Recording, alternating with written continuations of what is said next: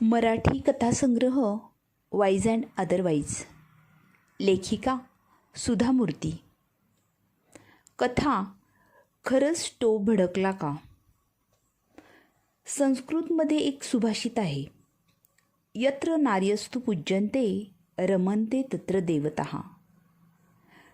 जिथे स्त्री पूजनीय मानली जाते तिथे तिला आदरभावाने वागवण्यात येतं, तिथे ईश्वराचा वास असतो. पण खऱ्या आयुष्यात मात्र हे तितकंसं खरं नाही. आपल्या देशात फार थोड्या स्त्रियांना आर्थिक स्वातंत्र्य, उत्तम प्रकारचं शिक्षण घेण्याचं स्वातंत्र्य किंवा आपला पती आपण स्वतः निवडण्याचं स्वातंत्र्य आहे. आपल्याकडे अनेक स्त्रियांना अन्यायकारक वागणूक मिळत असलेली दिसते. स्त्रियांची अशी दुर्दशा होण्याचं एक कारण म्हणजे शिक्षणाचा अभाव व परिणामी त्यातून उद्भवलेलं आर्थिक पारतंत्र्य. स्त्री जर आर्थिकदृष्ट्या स्वतंत्र नसेल तर तिचं आयुष्य फार कठीण असतं. एकदा माझी एक डॉक्टर मैत्रीण स्त्रीगर्भाच्या हत्येच्या प्रश्नाची चर्चा करत होती. ती स्वतः सरकारी रुग्णालयात स्त्रीरोग तज्ज्ञ म्हणून काम करत असल्यामुळे स्वाभाविकच तिला या विषयाची अगदी खरीखुरी सातत्य माहिती होती. तिनं मला प्रश्न केला, स्त्रीच्या चेहऱ्यावरील पराकोटीचं दुःख तुला पाहिजे? मग चल मी तुला दाखवते. तिनं मला रुग्णालयातल्या भाजलेल्या रुग्णांच्या वॉर्डमध्ये नेलं. दिल्लीच्या रेड फोर्टमध्ये लिहिलेल्या एका वचनात थोडा बदल करून म्हणायचं झालं तर पृथ्वी तलावर जर नरक कुठे असेल तर या इथे आहे. तेथील वातावरण अत्यंत निराशाजनक होतं. जवळजवळ सर्वच रुग्ण स्त्रिया होत्या. त्यातील बहुतांशी स्त्रिया 18 ते 28 वयोगटातील होत्या. अत्यंत गरीब परिस्थितीतील होत्या. त्या सर्वजणी यातनांनी तळमळत होत्या. सर्वांची कहाणी सारखीच होती. मी स्वयंपाक करायला म्हणून स्टोव्ह पेटवायला गेले. स्टोव्हचा भडका उडाला. नायलॉनच्या साडीचा पदर पेटला. सगळी चूक माझीच आहे. माझा नवरा फार चांगला आहे. माझे सासू सासरे माझ्या आईवडिलांप्रमाणे आहेत. आपल्या देशात अनेक तरुण विवाहित स्त्रिया या अशा तथाकथित स्टोव्हच्या भडक्याने मृत्युमुखी पडत असतात. या स्टोव्ह तयार करणाऱ्या कंपन्यांवर कोणीही खटला कसं भरत नाही? आपल्याला सर्वांनाच याचं उत्तर माहिती आहे. हे काही स्टोव्हचा भडका उडून झालेले अपघात नसतातच. ज्या देशात दुर्गा मातेची पूजा केली जाते आणि स्त्रीला स्त्री शक्ती म्हणून संबोधण्यात येते, त्या देशात आपल्याच बहिणींना एखाद्या वांग्याप्रमाणे निर्दयपणे भाजण्यात येतं. मला ते पाहून रडू येतं. त्या भयानक वॉर्डमध्ये एक स्त्री तर गर्भवती होती. ती 24 नंबरच्या पलंगावर झोपली होती. ती सुद्धा स्टोव्हचा भडका उडाल्यामुळेच भाजलेली होती. ती बहुधा वाचणार नाही असं मला माझ्या डॉक्टर मैत्रिणीने सांगितलं. तुला जर तिच्याशी बोलायचं असेल तर बोल, माझी मैत्रीण मला म्हणाली. पण त्या वेदनेनं तळमळत असलेल्या गरीब मुलीसमोर जाण्याचं धैर्य मला काही झालं नाही. ते दृश्यसुद्धा सहन होण्यापलीकडचं होतं. पण आपण काहीतरी बोललं पाहिजे असं मला यातून सारखं वाटत होतं. पण काय बोलावं ते मात्र समजत नव्हतं. माझी तिच्याशी बोलायची इच्छा असल्याचं त्या स्त्रीला बहुधा जाणवलं असावं. कारण त्या मरण यातना सोसत असताना सुद्धा तीच आपण होऊन माझ्याशी बोलली. अम्मा, ती म्हणाली, माझ्या आता किती दिवस उरले आहेत सांगता येत नाही, पण मला तुम्हाला काहीतरी सांगायचं आहे. माझ्या आईवडिलांनी जर मला शिकवलं असतं, मला काहीतरी नोकरी असती, माझ्या आईवडिलांना कमी मुलं असती, तर आज माझी ही अवस्था झाली नसती. ती याहून अधिक काही बोलू शकली नाही. ती किंचाळली. तिचा चेहरा यातनांनी पिळवटला. तिला त्या वेदना असह्य होऊ लागल्या. तिची ती दारुण अवस्था मला बघवेना. मी बाहेर येऊन पायऱ्यांवर बसले. माझं मन विषण्ण झालं होतं. काही क्षण तसेच गेले. नंतर माझं लक्ष गेलं तर एक वृद्ध स्त्री कोपऱ्यात बसून मूकपणे रडत होती. ती थकली भागलेली फार गरीब दिसत होती. तिची फार पिळवणूक झाली असावी. ती एकटीच बसली होती. मी तिच्याजवळ जाऊन तिची विचारपूस केली. तुम्ही आता तिच्याशी बोलत होता ती दुर्दैवी मुलगी माझीच.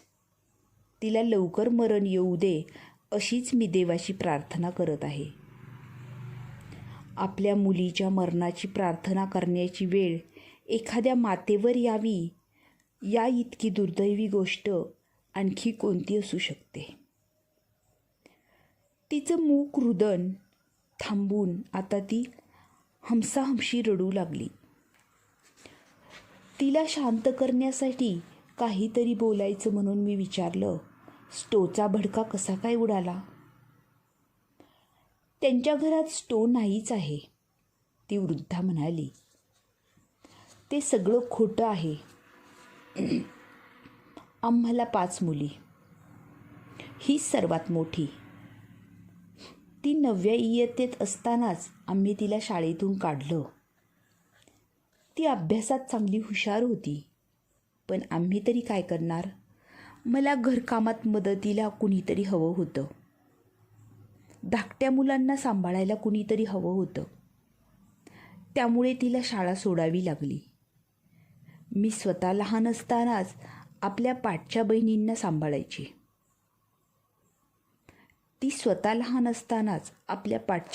सांभाळायची. काही वर्षांनी आम्ही तिच्या लग्नाचा विचार केला. आमच्या आजूबाजूला सगळ्याच मुलींना लहान वयातच उजवतात. आम्हीही मुलीचं लवकर लग्न केलं नाही. तर लोक काय म्हणतील?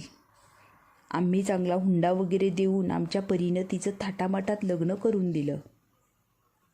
हे सगळं अगदी ठराविक साच्यात बसणारच होतं. आणि नंतर घडलेल्या घटनाही अगदी तशाच. ती अगतिक बाई बोलतच होती. सासरचे लोक खुश नव्हते. तिचा नवरा आणि सासू तिला पैशासाठी मारायचे. मग ती माहेरी यायची. तिला सासरची माणसं इतकं वाईट वागवायची हे माहीत असूनही आम्ही तिला परत पाठवायचो. आमच्या बाकीच्या मुलींची लग्ने व्हायची आहेत. शिवाय एकदा लग्न झालं की मुलीची जागा आपल्या नवऱ्याच्याच घरीच असते ना. या वर्षानुवर्ष चालत असलेल्या तत्वाविरुद्ध आवाज कोण उठवणार? मी त्या स्त्रीला विचारलं, तुमचा नवरा काय करतो? तो सुतार असतो. तो सुतार होता असं तिने सांगितलं. त्याला वाटतं मुलगा असलाच पाहिजे तरच आयुष्याला काहीतरी अर्थ आहे. आपल्या देशात अजूनही कित्येक लोकांच्या आयुष्यात या गोष्टीला किती महत्त्व आहे त्याचं आणखी एक उदाहरण. आता तिच्या दुःखाचा भर थोडा ओसरला होता, पण तिच्या डोळ्यात मला संताप स्पष्ट दिसत होता.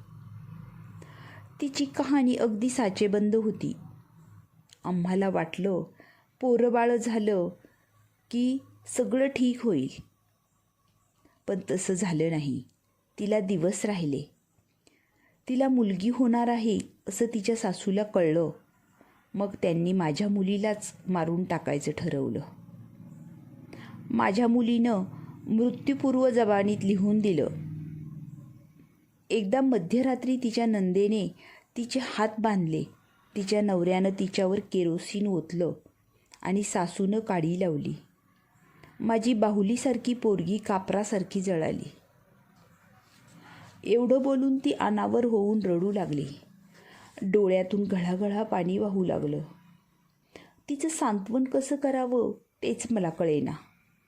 मी पुटपुटले, काळजी करू नका, कायदा काय ती कारवाई करीलच, शिक्षा होईल. पण सासरच्या लोकांनी त्याचीही काळजी घेतली होती. नवऱ्यानं धमकी दिली होती, जर का खरं काय ते सांगितलं तर तुझ्या बहिणीचं काही खरं नाही. मग त्यांच्या लग्नाची बात तर विसराच. मग तिनं आपली मृत्यूपूर्व जबानी परत घेतली. अशा प्रकारे गुन्हेगार सुरक्षित राहिले. समाजाच्या लालसेच्या वेदीवर आणखी एका मुलीचा बळी गेला. त्या गरीब मुलीच्या तोंडाच्या शब्दांचा अर्थ मला आत्ता उमगला. जर तिला शिक्षणाची संधी मिळाली असती तर तिनं नोकरी धरली असती आणि आपल्या नवऱ्याला सोडलं असतं. जर तिच्या आईवडिलांना कमी मुलं असती तर त्यांनी तिला आपल्याजवळ ठेवून घेतलं असतं. तिची काळजी घेतली असती. आपल्याविषयी लोक काय बोलतील याची पर्वा तिच्या आईवडिलांनी केली, पण नियतीने आपल्या मुलीच्या पदरात काय वाढवून ठेवले त्याची पर्वा त्यांनी केली नाही. या तरुण गरोदर स्त्रीच्या कहाणीचा अंतही अशाच इतर स्टोचा भडका उडालेल्या कहाण्यासारखाच होईल. तिचा नवरा मोकळा होईल परत एक लग्न करायला. अशाच घटना परत परत घडतील. ही समस्या अशीच चालू राहणार, कारण गुन्हेगारांना गुन्हा घडता क्षणी लगेच शिक्षा होईल अशी कोणतीही यंत्रणा आपल्याकडे नाही. अगदी खटला भरला गेलाच तरीही तो न्यायालयात 4-5 वर्ष रेंगाळतो. भौतिक वस्तू मिळवण्याची लालसा दिवसेंदिवस वाढतच चालली आहे. त्यामुळेच लोक हुंड्यासारख्या सोप्या मार्गाचा अवलंब करतात. यत्र नार्यस्तु पूज्यन्ते तर रमन्ते असे शब्द पुनश्च माझ्या ओठावर आले. नकळत माझ्या डोळ्यात पाणी तरारलं. एवढ्यात ड्युटीवरची नर्स आली आणि तिने निर्विकारपणे जाहीर केलं, 24 नंबरच्या बेडवरची पेशंट वारली.